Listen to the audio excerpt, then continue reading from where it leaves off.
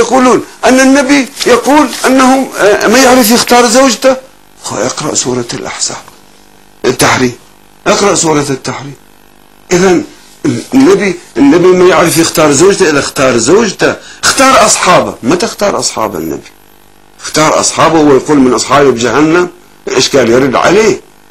هو يقول اقبل، وما يدل على أن زوجته من كونها زوجة الرسول ما أحد أفتى من المسلمين لأنها زوجة النبي تدخل الجنة، لأنه صاحب النبي يدخل الجنة. ما عندنا هكذا أبدا، لم يفتي أحد. لكن هؤلاء في قنواتهم يهرجون. ضرب الله مثلا، شوف ماذا يقول له عز وجل.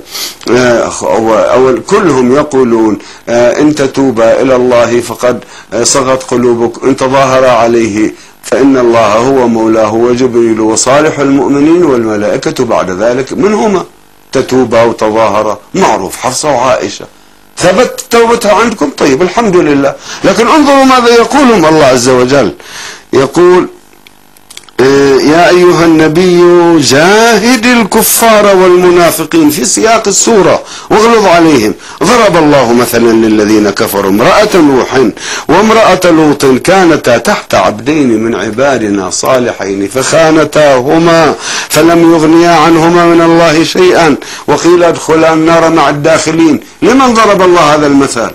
لحفصة وعائشة. هذا واضح، هذا تعريض، هذا قرع بالمقارع.